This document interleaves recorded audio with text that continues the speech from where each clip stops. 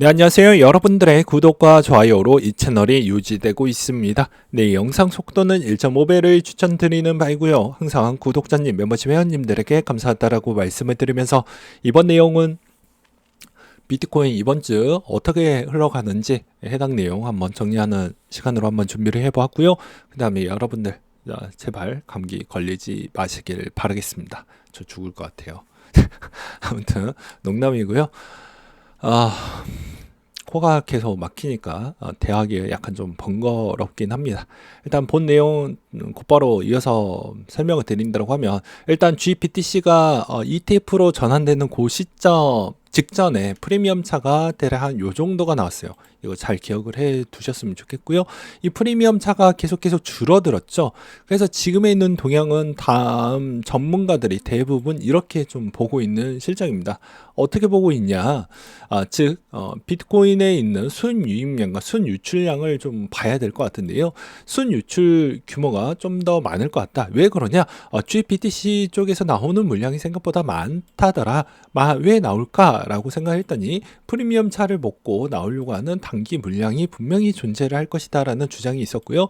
그 다음에 수수료 부분에 따른 차이가 다른 ETF 대비보다 훨씬 더 높게 형성이 되어져 있다라고 한 점이 아무래도 부담 요소라고 이야기를 하고 있는 실정입니다.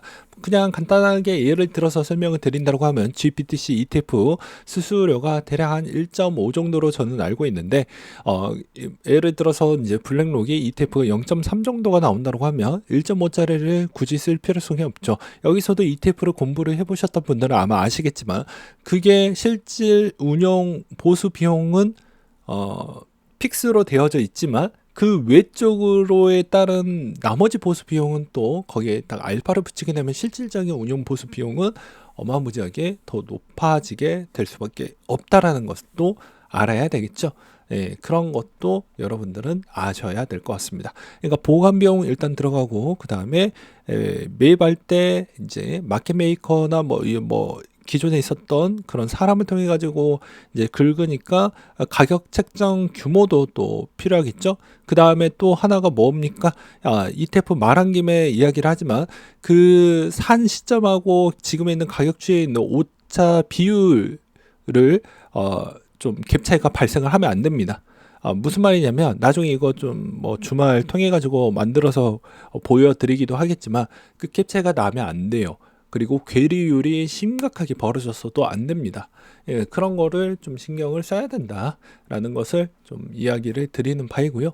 그 다음에 이제 주 대표도 비슷한 이야기를 했습니다. 주경 대표도 아직 한동안 나올 수 있는 물량이 좀 많이 있을 것 같아서 이 물량이 소화가 될 때까지는 좀 확인이 필요하다고 이야기를 했기 때문에 아마도 이번 주도 별로 상향 방향성 어느 정도 좀 막히지 않았을까라고 저는 좀 보고 있는 실정입니다.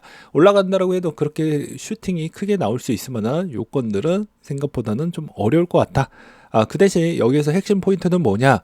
자, 6일차부터 이 수익 유입비와 유출비의 교차 범주가 생겼기 때문에 아무래도 지금은 좀 더 순탄하게 갈 수는 있지만 언제든지 순유입량이 줄어드는 경우가 나오게 되면 매도 범주가 더욱더 세게 나올 수가 있겠죠.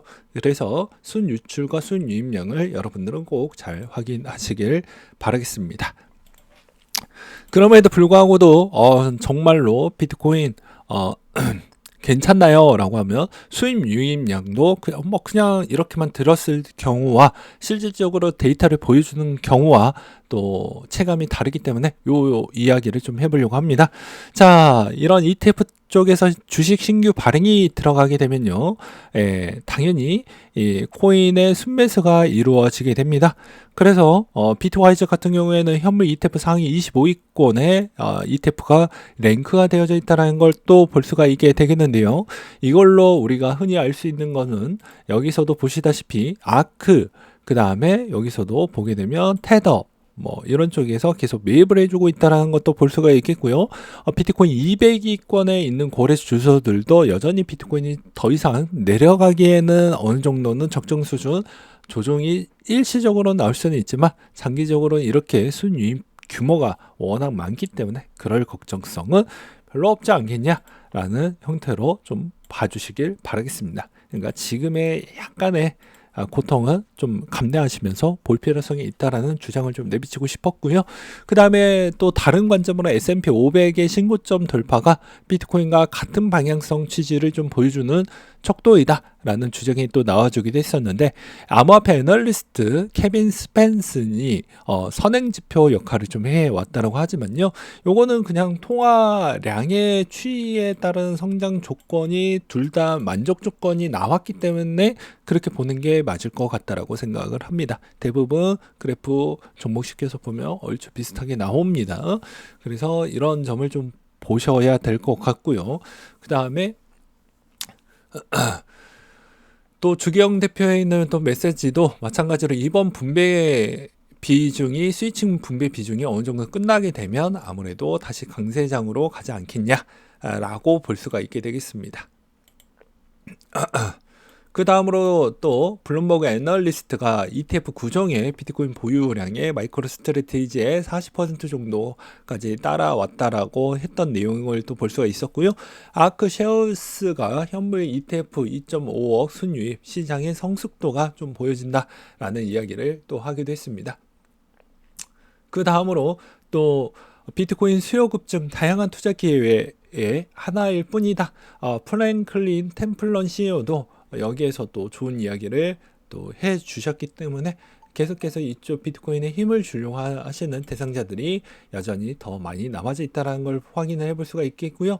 마지막으로는 홍콩이 좀 올해까지는 자금 결집을 하기 위한 조건은 좀 어려울 것 같기는 해도, 그럼에도 불구하고도 홍콩도 마찬가지로 이제 금융 허브이기 때문에 아무래도 현물 ETF 신청을 비슷하게 맞추려고 합니다. 그러니까 이 말의 의미는 순유입량의 규모가 점차적으로 더 많이 늘어났고 상품의 다양성도 계속 늘어날 수밖에 없기 때문에 이런 점을 보았을 때는 상당히 이점이라고 볼 수가 있겠죠. 그 다음에 이제 한국도 마찬가지로 현재까지는 안 돼요 하지만 결과적으로는 한국도 어쩔 수 없이 열어줄 수밖에 없는 상황이 나올 것입니다. 그렇지만 지금 왜 해주지 않고 있는 이유는 제가 매번 이야기를 했지만, 대한민국 국민들은 대부분 나는 투자를 하고 있어야지만 초고 위험을 하면서 하방이 한번 깨지면 내 돈 내놔 라는 그런 심보가 있습니다. 그렇기 때문에 금융사에서는 입장은 상당히 난처하고, 그 다음에 알면서도 안 해주는 이유가 전 그런 거라고 보고 있습니다. 약간의, 그러니까 인간의 심리적 본능이 좀 모순이 너무 많이 거품이 껴져 있다라고 저는 말씀을 드리고 싶어요. 그래서 안 해주려고 하는 게 아닙니다. 그러니까 하나를 인정을 하고 한 포지션을 선택을 해야 되는데, 이 둘 다 포지션 깨지고 싶지 않는다라는 걸 명확하게 제시를 하면서 또 투자는 또 투자대로 하고 싶다라는 게 약간의 모순이라고 이야기를 하고 싶다라는 것이죠. 그 다음으로 이제 이더리움 이야기를 좀 해보려고 하는데요. 또 주기영 대표가 또 등장을 합니다. 이더 총 공급량이 24% 스테이킹 상태라서 샤펠라 이후에도 증가세가 좀 보여줄 것 같고, 골리 테스트넷이 끝나고 덴쿤 하드포크가 완료가 됩니다. 그러니까 즉 이 덴쿤의 마무리가 되는 시점이 언제냐, 메인넷 되어야 마무리가 되기 때문에 2월달 돼야 안전방으로 좀 되지 않겠냐라는 이야기를 이렇게 한번 또 준비를 해봤고요. 그 다음에 빗썸에서 비정상적인 이더리움 매수세도 좀 보여졌다라고 합니다. 자, 18일 11시 47분 기준점으로 73억 원 정도 이더리움이 출금된 것이 좀 보여주었다고 하는데요. 이게 또 여기에서도 변창호 씨가 직접 또 노가다로 또 확인을 해봤을 때 또 많다 쪽과 좀 연결이 좀 되어져 있었다라는 이야기를 또 볼 수가 있었습니다. 그래서 정황이 포착이 되다 보니까 이건 이제 요즘 이제 크립토 쪽에 커뮤니티가 너무 잘 활성화가 되어져 있어서 구라치면 다 걸리죠. 그래서 자금 세탁 정황이 좀 보여지다 보니까 이 270만 개 어떻게 빼돌렸는지에 따른 소명이 곧바로 나왔습니다. 이거 생태계 물량으로 일단 우리가 그거 한 거다. 조만간에 그리고 세금 처리도 같이 할 것이다. 라고 주장을 나와서 이 정도에서 이제 종결이 좀 됐고요. 도지 이야기를 끝으로 이제 이더리움 이야기를 끝으로 이제 좀 마무리를 지어 보려고 합니다. 도지코인 쪽에서 엑스페이먼트가 이제 올해 나오죠. 올해 중에 나옵니다. 이제 X 경영진이 관리하는 진짜 계정이라는 게 확인이 되면서 도지가 다시 올라가고 있다라는 것도 확인을 해볼 수가 있겠죠. 그러니까 여러분들은 좀 눈치가 빠르신 분들은 아마 알 것 같습니다. 일정도 어차피 다 나와져 있기 때문에 엑스페이먼트 기간을 일단 체크를 해두시고 도지도 그냥 적당량만큼 수익률 펌핑 나오면 그것만 낼름 먹고 나오는 전략 제일 좋겠죠. 그 다음으로 이제 대부분 선물에 따른 분위기를 좀 보게 된다고 하면 비트와 이더리움 이제 선물 주도는 비트코인인데 펀딩 피 급등 후 하향 추세를 보여주고 있고 호재가 이제 없어져서 힘을 받는 구성이 좀 안 보인다.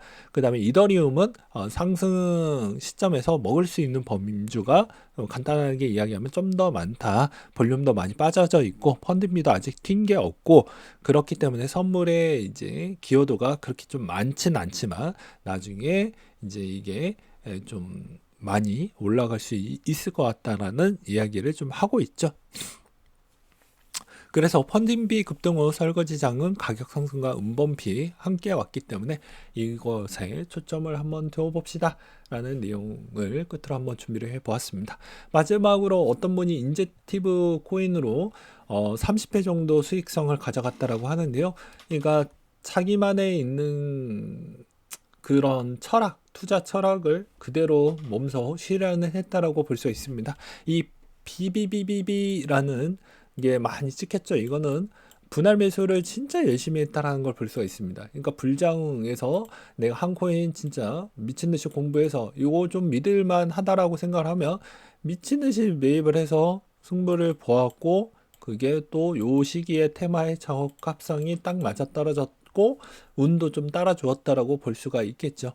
그래서 이런 분도 있다. 그러니까 그 대신 저는 이런 이야기도 같이 좀 드리고 싶습니다. 모든 포지션을 하나 쪽에 선택을 해야 됩니다. 매수, 매도 둘 다 선택을 할 수가 없죠. 마찬가지로 수익 내기 직전 때까지는 매수에 있다가 이제 수익을 내려고 하는 확정 수익을 할 때는 매도로 가야 됩니다. 그 순간의 선택이 정말 중요하다라고 다시 한번 말씀을 드리고 싶고요. 둘 다 선택할 수 없습니다. 이 세상은 둘 중에 하나만 선택이 가능하고 욕심을 크게 내다가는 둘 다 깨질 수 있다라는 거. 그리고 겸허히 내 실수를 인정하고 받아들일 수 있는 그것도 연습이 꼭 필요하다라고 저는 말씀을 드리고 싶습니다. 맨날 이론으로만 듣는 거와 실제 해보는 거와 엄청난 차이가 있고요. 엄청난 경험치 차이도 분명 존재하기 때문입니다. 자, 마지막으로 보게 되면 지금도 분위기가 비트코인 좀 힘이 없죠. 말 그대로 61선 정도가 약간 깨지기 시작을 하면 요거 비트코인도 여전히 가격 추이에서는 그래 좀 쉬어가는 구간에서 매입해 줄 수 있는 2차 구간으로 전 들어간다고 보고 있고요. 이더리움도 마찬가지입니다. 이더리움도 요 시점에서도 보게 되면 아무래도 상대적 대비 덜 올랐기 때문에 이 구간에서도 충분히 과거 구간에 320만 원 정도만 가격대가 온다고 해도 충분히 계속 모아가야 되지 않을까라고 생각이 듭니다. 그리고 알트코인들은 정말 내가 내 인생을 다시 좀 뒤로 후퇴를 몇 년 동안 할 것인지 잘 기억을 해놨다가 절대 까먹지 마시고 누구 원망하시지 마시고 또 남 탓하시지 마시고 그렇게 꼭 지혜로운 또 투자 잘 하시길 바라겠습니다. 예. 바뀐 건 없으니까요. 네. 이상으로 마치도록 하겠습니다.